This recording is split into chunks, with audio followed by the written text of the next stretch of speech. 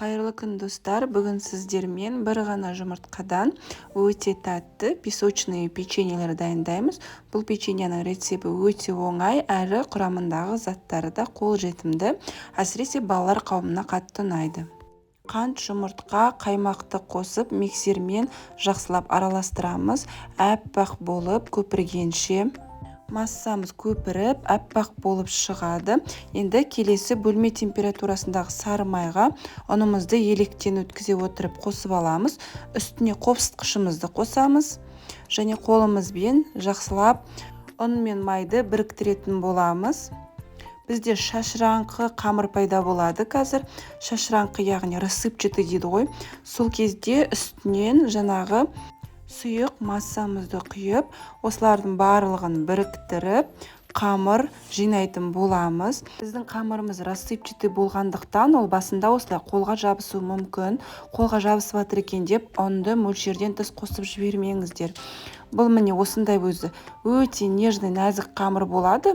Оны холодильникқа салып қойғаннан кейін ол уже сіздің қолыңызға жабыспайды.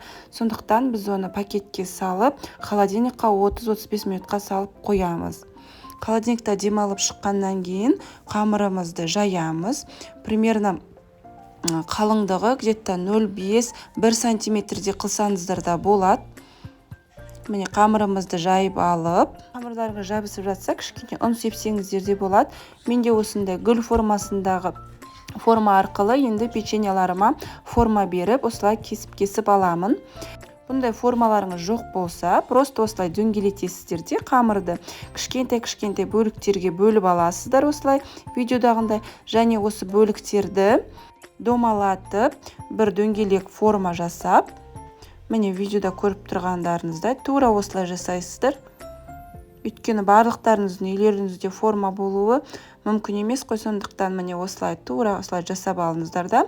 Үстінен қазір шанышқының көмегімен осылай узорлар салып шыға саласыздар. Өте оңай әрі қарапайым. Келесі алдын ала қызып тұрған 180 градустағы пеште печеньеларымызды 25-30 минутқа пісіріп аламыз.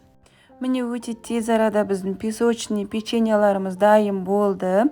Печеньелардың үстінен осылай әдемілік үшін сахарный пудра сепсеңіздер де болады, сеппесеңіздер де болады. Печеньенің дәмі енді өте керемет. Песочный печеньені балалар өте жақсы көреді. Менің балаларыма қатты ұнайды. Сіз де өзіңіздің балапандарыңызға дайындап беріңіз. Осындай тәттілермен қуантыңыз. Әсіресе шайға өте күшті кететін печенье. Видео ұнаса, лайк, коммент жазуды ұмытпаңыз. Ас болсын!